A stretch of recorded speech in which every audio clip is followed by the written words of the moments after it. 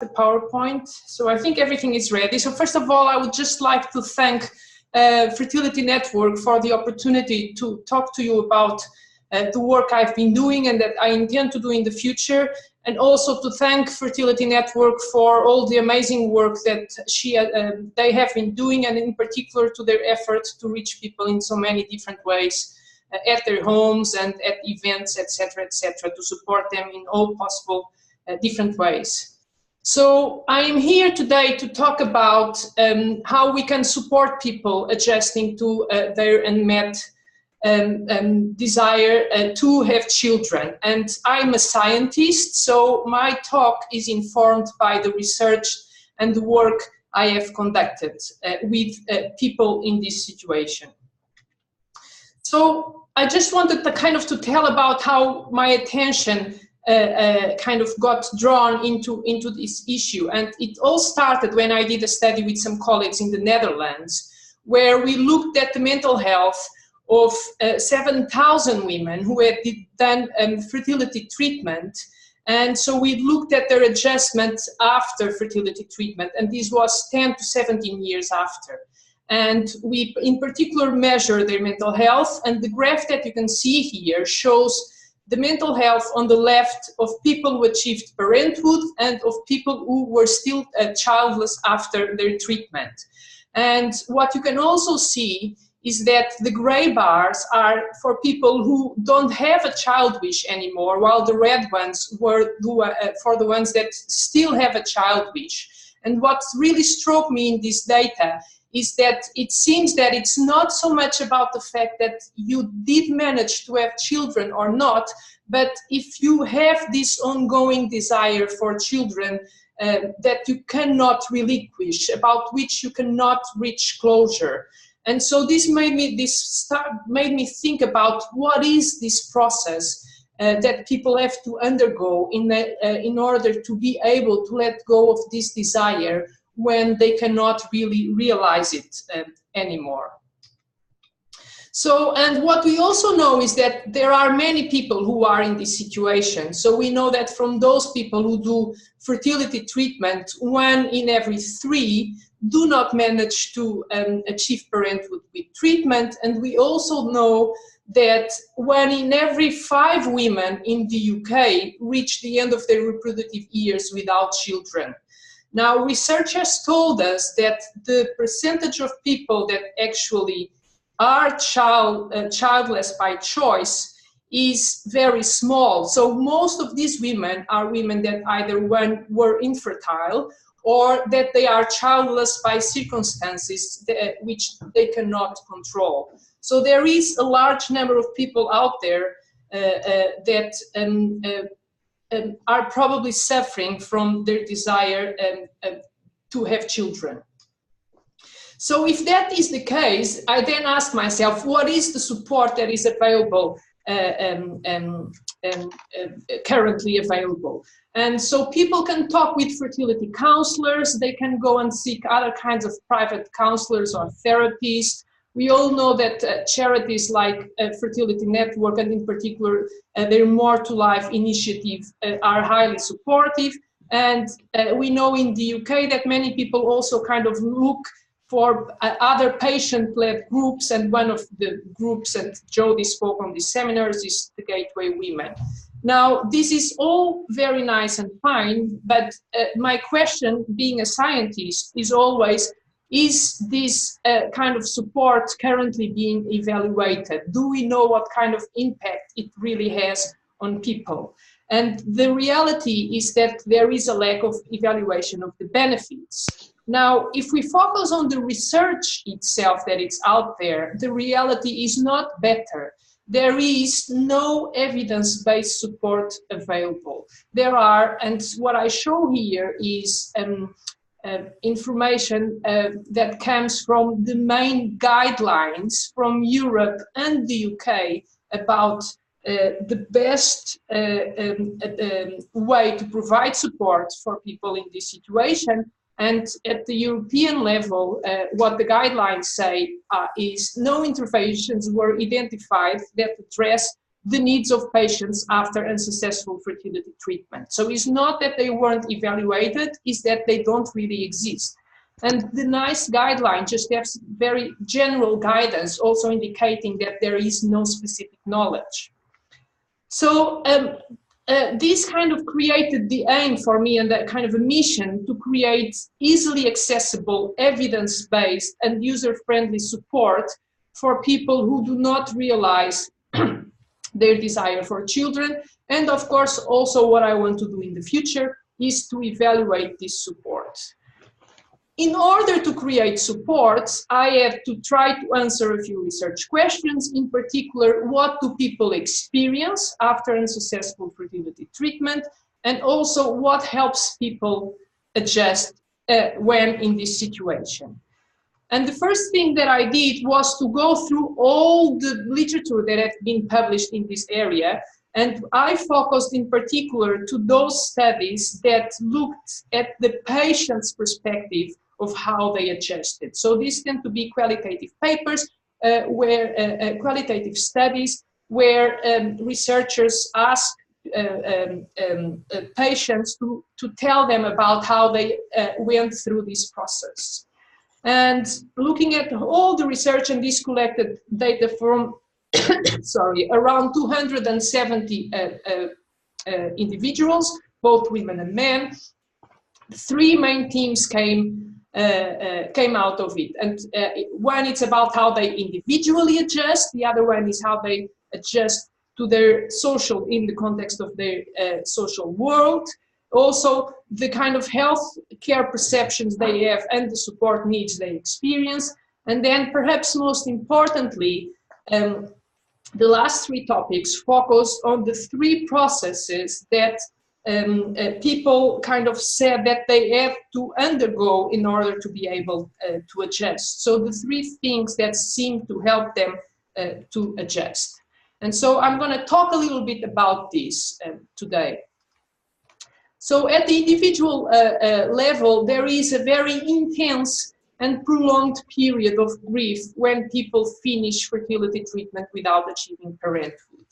And this period is characterized by feelings of profound pain, sadness, and loss. Women tend to be particularly affected, and they tend to look for other people for support, while men live this in a more isolated way, and they are many times overwhelmed with the suffering that they see their partners going through. And they feel a little bit helpless. They don't really know how to support them, although they do want to support them.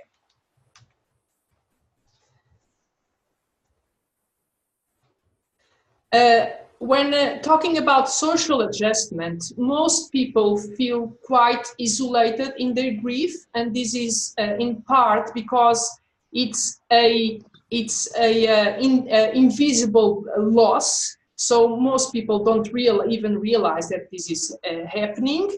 But also they usually experience a lot of questions and comments or other kind of social interactions that many times are perceived as insensitive and most of the time are painful. And for that reason, people tend to self-exclude and avoid what they label or what we label as the fertile world.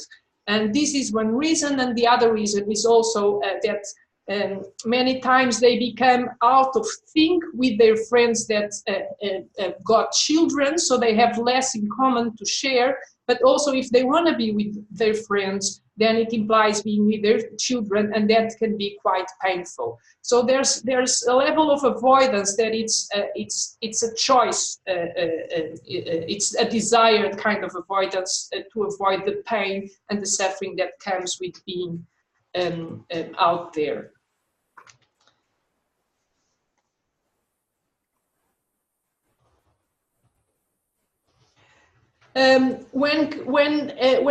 When patients finish treatment and they looked back, they most of the times felt abandoned, and they felt a complete lack of support from their fertility clinics.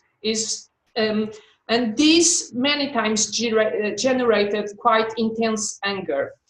They also felt that they were in such a dark place that they had absolutely no doubts that they would have benefited from receiving psychosocial support or counseling at that particular stage. As time went by, they tended to have a more positive outlook on the fact that they ended treatment. And this focused on first being relieved from kind of having this lifestyle that was so treatment-centered, and now there was space for other things, and they had more control over their own life, while before it was the treatment that controlled their life. And they also talked about how they felt good about by stopping treatment, they were giving opportunity for other people to achieve treatment and try to have children. So in the longer term, their perceptions of healthcare tended to change to a more positive outlook. Now, what perhaps one of the things that it's most important to say is that despite experiencing intense grief at the start, with time, most people rebuild a happy and fulfilling life. And different studies show that on average, this takes 2 years, so it doesn't happen immediately. It's a progressive kind of change. It takes on average 2 years. Of course, this is an average. Some people take longer, some people take less time, but it is a process that takes time to happen. But with time, people would develop a sense of survival and of personal and spiritual growth. So they would feel that they've learned and they actually grew by undergoing such a difficulty and adversity in life. And in the end, most people talked about a renewed hope towards the future, a restored strength and sense of agency over their lives and over their futures, and also them being much more well-balanced with themselves in their relationship and with the world in general.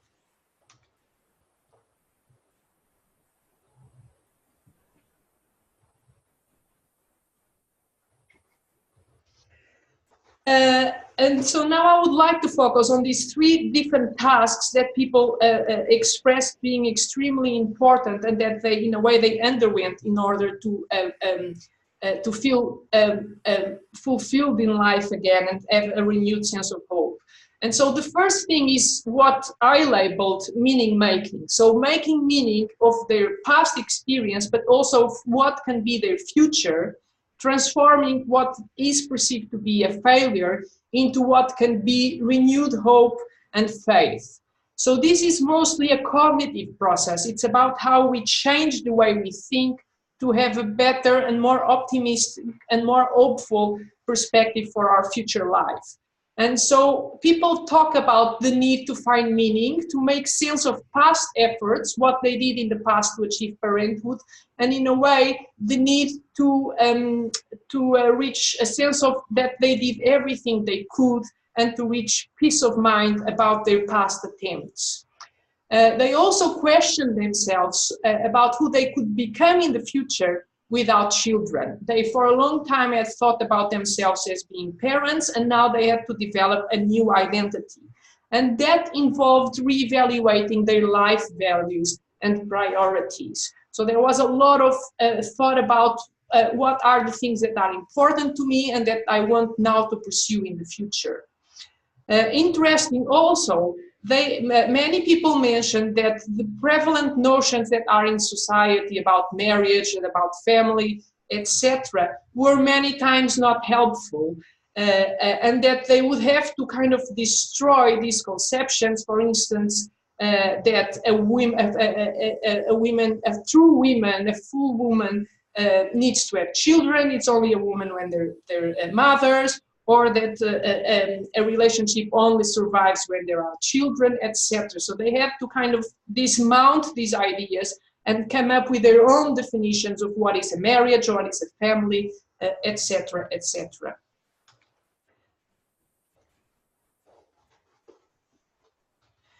The other aspect is about reaching acceptance, and this is more of a process than an outcome, and it has mostly to do with the emotions we experience.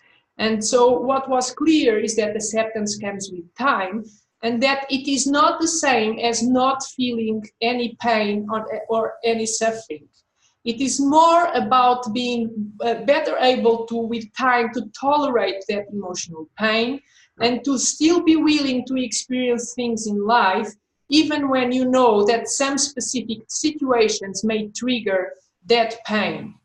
It's also about addressing fears that you had and many times kept you on treatment, even when you knew it was not possible to have children. So, for instance, can our marriage survive without children? And also being willing to explore and to find value in other aspects of one's life. So basically, it's a willingness to still live life despite the pain. And what was also very clear is that those people who kind of developed this sense of acceptance expressed much better well-being. They expressed freedom from past expectations and hope towards the future, and that increased personal strength, equilibrium, and agency over their own lives. And finally, pursuit of new goals is related with that willingness to explore new things in life, and also with the need to move on with life. So many patients said that they felt stuck and that they really wanted to move on because they couldn't endure their grief anymore, but that also moving on was difficult because it required an active effort, and of course it required a confrontation with the future and what the future can be without children. So many people engaged with new goals as a way to avoid the grief, more than kind of feeling that these goals were really fulfilling. But with time, they would, and by experience, those goals would become fulfilling, would give them a sense of reward, and more they would fill their life with a sense of purpose. And so things that people talked were about caring for other children, such as siblings, or even having pets, also becoming involved in supporting and advocating for the rights of the infertile people. Many of those choose to take advantage of their freedom and travel, or dedicate themselves to their career or educational or professional development. But the important thing was that they were getting involved in new goals that fulfilled their life. So based on this research, I developed a model of a therapeutic model of what are the things that we need to prompt patients to do in order to improve their well-being. And basically, this model just summarizes what I've been telling you. So it says in the left that there are, each people has their own story, and their individual and social and treatment story will influence their ability to engage in meaning making and acceptance and to pursue new goals. But the more people are able to engage with these three tasks, the more likely they are to be better adjust, not only in terms of experiencing less depression and anxiety, but also in feeling better generally in terms of their well-being and in feeling more energized in their lives, but also, very importantly, in feeling more purpose, in finding more purpose in life and experiencing personal growth and self-acceptance. So I just want to, these, in a way, are hypotheses, are therapeutic hypotheses. So in collaboration with the Fertility Network, we did a study where we went back to people with questionnaires to try to see if these hypotheses were indeed true. And we have data for 420 people. And what the data shows here in a kind of simplified way is that basically the model seems to be supported. So we looked at some individual factors: age, the fact that if people had stopped actively trying to have children, and the level of support they had, and also how important parenthood was for them. And what we saw is that the older people are, if they have stopped trying, and if they have a good social network, they will be more able to engage in the 3 tasks. But if they attribute a lot of importance to parenthood, then logically, they would find it hard to reach acceptance and to engage in other goals in life. More importantly, what we also saw, as we expected, was that if you engage with these tasks, you will experience better mental health, better well-being, and also more purpose and fulfillment in life. And so the cognitive aspects of meaning making seem to be related with feeling more purpose and fulfilling in life. The emotional aspects of acceptance will translate in better well-being on a daily basis. And interestingly, pursuing new goals seems to actually have a quite a broad effect on all dimensions of adjustment.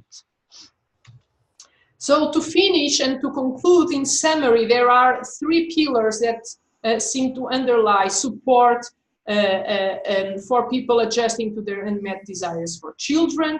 One is to help them make sense of their past experiences and of who they can be in the future. The other one is supporting them in being, in tolerating pain, but also being willing to live life despite that pain. And finally, in engaging with new goals that will bring a new sense of fulfillment to their lives, hopefully. So based on this research, we have, myself and Fertility Network developed some support materials that we put online today on the More to Life website. And I'm just going to very quickly show you these materials. So I'm just going to close the PowerPoint and open my my browser to show you the material. So I'm just going to now make a stop share, and I'm going to share the website. So I hope you can now see the website. So we are here in the More to Life website. We are in the support page, and Fertility Network has different topics here. And if we go down, there is this one, support materials, research-based. And so these materials are a summary of what I said today. They have a little, they introduced me, that's very nice, from Fertility Network, and then we can assess the support materials. And so what you can see here, it's a written kind of summary of what I just said, told you in my presentation, with quotes from people that actually underwent this experience, and then you can click here also to assess information about the 3 tasks that are helpful and will prompt better adjustment.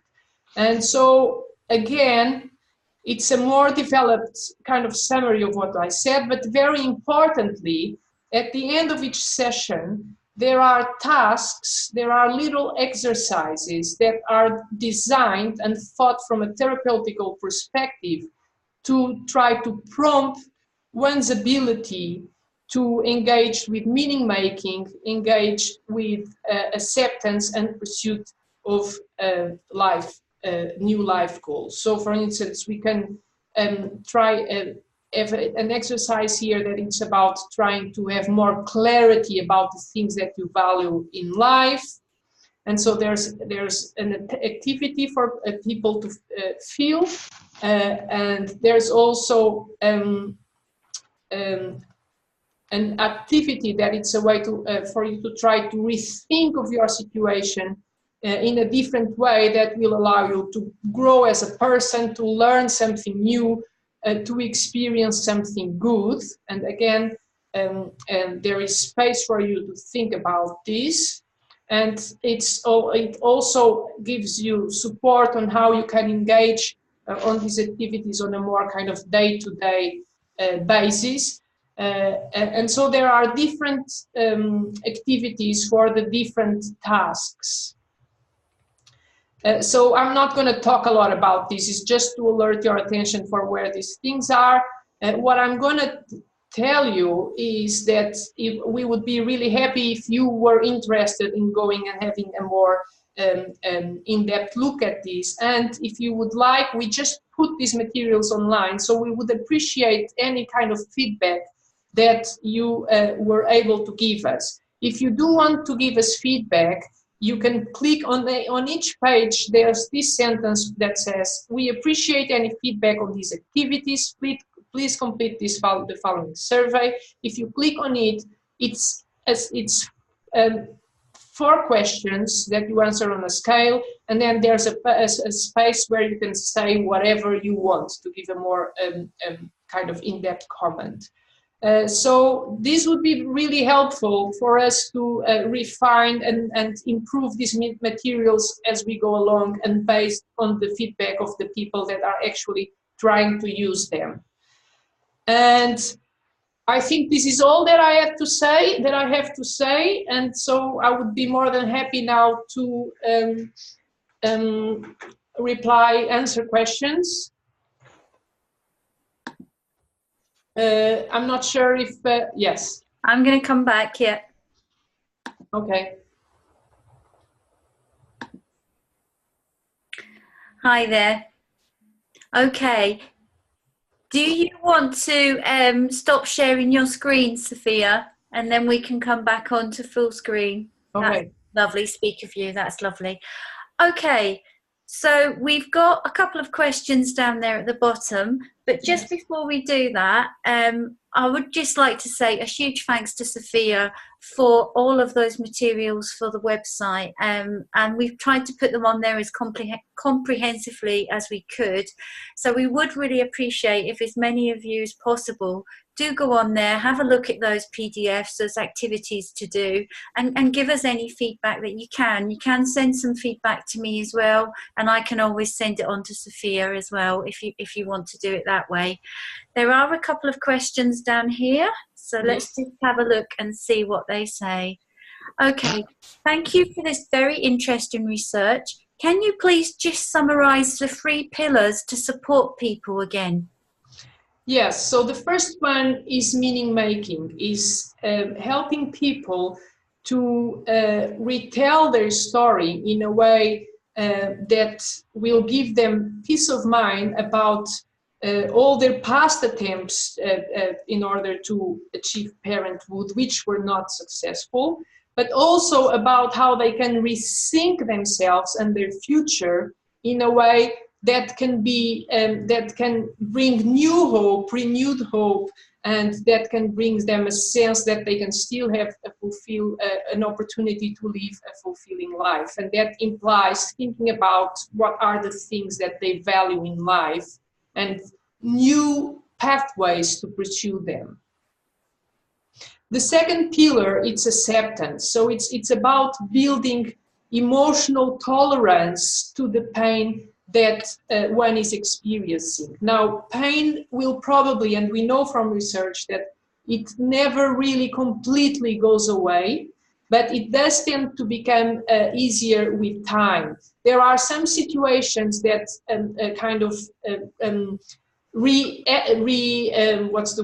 make the pain come back. For instance, when friends start to have grandchildren, and in a way there's a milestone that again one misses if they don't have children.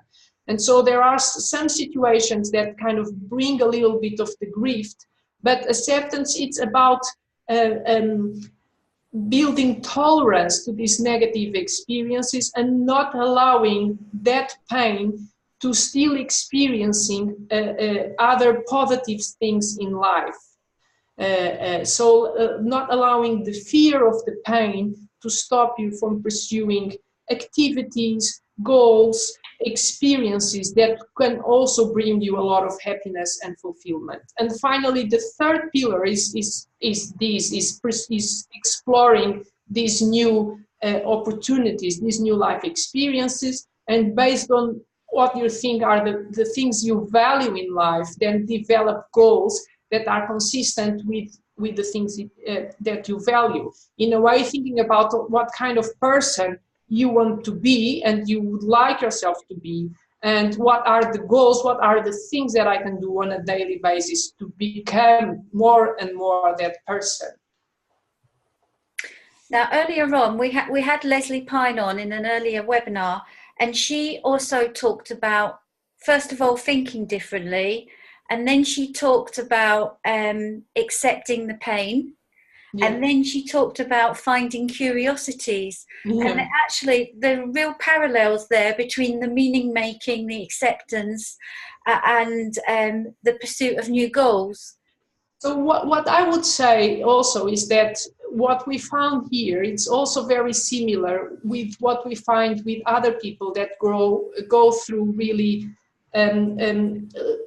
extreme loss experiences or stressful life events, either intense trauma, but also, you know, losing a child or losing your partner. So this there's elements that are common to the grief experience, and not being able to have the child you desire to have is a grief experience. And I think it's very important to show that it does have a very significant impact on people's mental health, as we showed in the first slide, because it tends to be under, what's the word?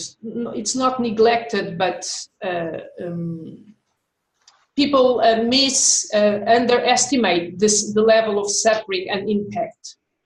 Yeah, absolutely. And I think as well, for those people that maybe go through fertility treatment, it's that cycle of hope and then despair when it's unsuccessful. Then they pick themselves up, they build up the hope again, and then they feel the despair again. So it's a constant cycle. And I think that must as well really contribute to that profound sense of grief, because they're having to cope with disappointment again and again and again.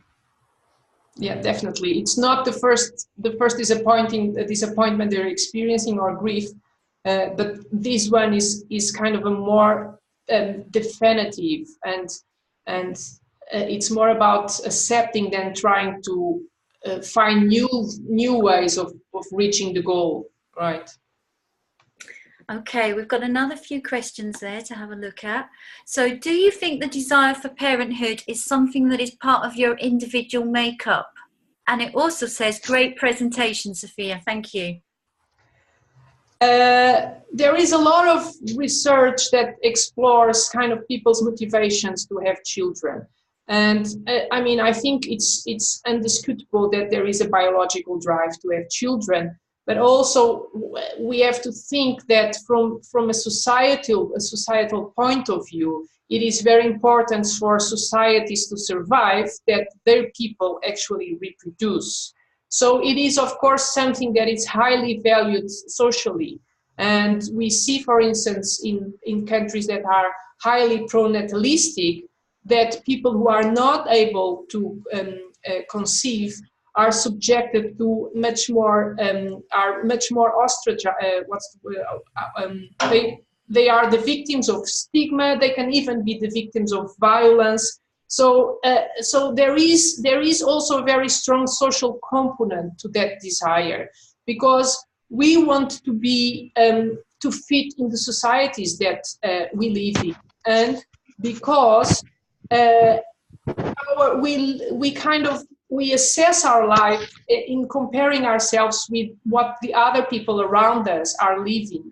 And so we know, for instance, that people start to worry about not having children when most of the people around them do start having children. So, for instance, a lot of research that tries to make people think earlier about having children in their life to avoid, reaching older age without managing to do it.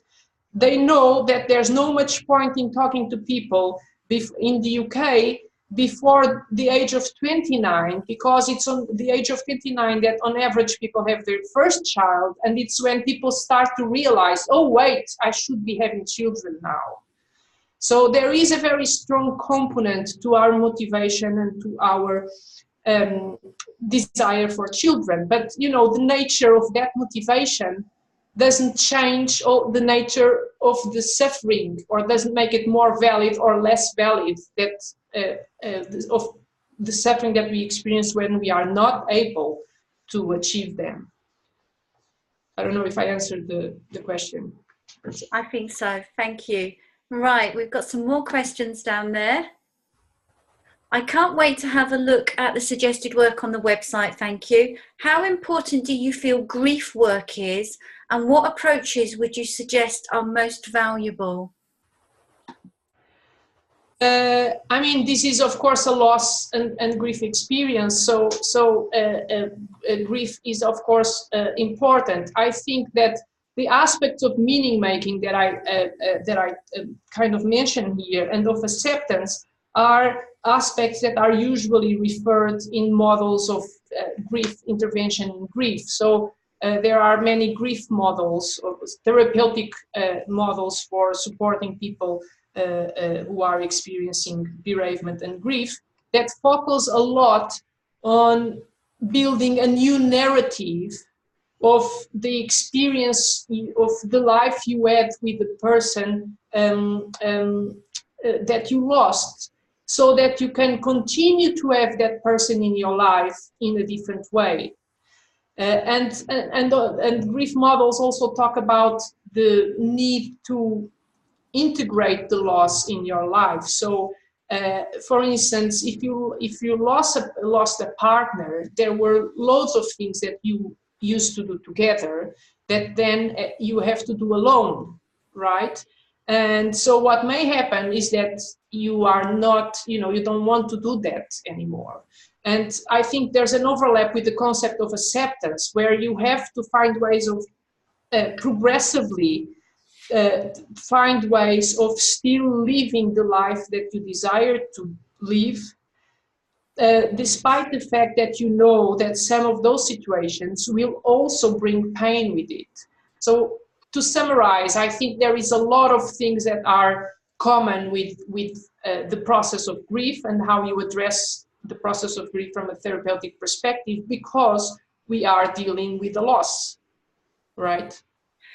Can you just remind us, Sofia, about the percentage of people that generally manage to work through this in the 2-year period?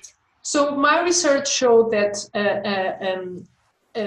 there's different studies that looked at this. And for instance, a study by my colleague Chris Verhaak in the Netherlands showed that 2 years after ending treatment, around 50% of the people still had an ongoing child wish. So in other words, they had not accepted the fact that they could not have children.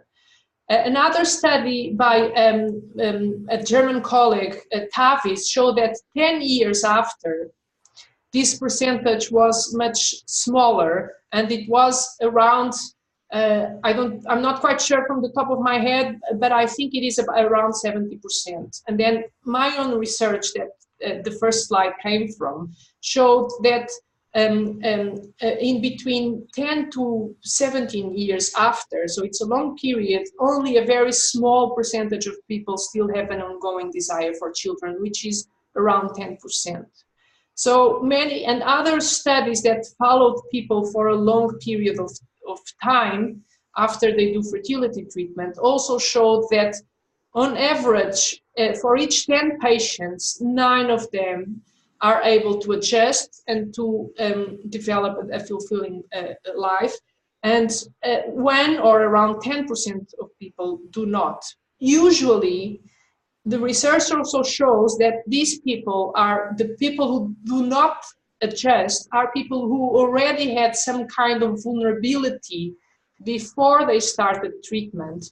And so it could be expected that whatever the stress that they would experience, in this case it wasn't fertility and fertility treatment, but if they would have experienced a stress of some other nature in their lives, they would also find it harder to adjust to that stress or experience. So it seems to be about an underlying psychological vulnerability.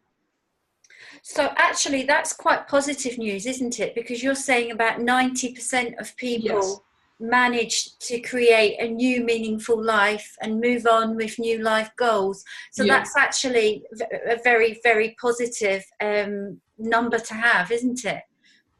Yes, I think so. I think, and I mean, and I think that people build a lot of resources through the infertility experience, because, and also in the partnership, because when they are trying to do a treatment and pursuing treatment and trying to achieve parenthood, there are so many complex decisions. There are so many challenging situations that they do have to build up resilience and resources to be able to face them and to overcome them in a healthy relationship. And therefore, all that also helps them to deal with the adversity of not being able to have children. And I think a very positive thing also about that the research shows is actually the experience of infertility seems to strengthen the partnership. So the relationship with one's partner. And there is a very large study in the that comes from Denmark that shows that, and this may be a myth, it's a myth that if we won't have children, our marriage won't survive. And there is a very large study with a population representative sample that shows that that is not the case. There are no more divorces in people who in infertile patients. And you would expect, in a way, you would expect that people who don't have children would have more divorces because they don't have the children forcing them to be together. Mm. Right? Because some couples stay together because they feel the responsibility. But in this case, even without that responsibility, the relationship seems to be healthy and seems to remain strong towards the whole kind of pathway. And I think that's very reassuring to hear, because I think a lot of people worry about the strain on their relationship. And it is a huge strain on the relationship, but it's good to know that it doesn't actually mean that they're more likely to get divorced. I think that is a really positive message, another really positive message as well. Let's have a look at some more questions. I need to put my glasses on again. Right, okay. One question that's really jumping out at me here is, did secrecy come up in your research, Sofia? i.e. people not talking about their infertility while they're going through it? And if so, did that ease or change following the acceptance? Secrecy per se did not come up, but people talked about being very careful in who they chose to talk about the infertility and who they chose to seek for support. And that they were very strategic in the choices they made. And in part, they wanted to avoid those insensitive and painful kind of situations. So they would, they would try different people, I suppose, and only pursue those where they would feel empathic reactions, but also, useful support in other ways. And in this context, of course, they talked about talking with other people who had gone through the same experience was very useful in terms of better making sense of their own experience and emotion, but also about addressing the practical things of being in this new situation, because other people had been through them and they could tell them, I experienced that and I solved it by, I don't know, engaging in this book club, or there's, a multitude of different ways that people find to cope. So this idea also of having a role model that shows them that it's possible to survive, and what were the strategies that those role models use that also makes sense for me to use. And that's something that's really important to us in the More to Life community, with our meetup groups, the way that we pair up people with volunteers if they need somebody to speak to, somebody that's been through it and has come out the other end. So that is something that we really, really try to do at More to Life, and even our online peer support community, and the support line as well that you can ring. So we try to to make our network of support very much about connecting with people that have had that experience too, and that seems to work really well at More to Life. So I'm glad that the research backs that up, really.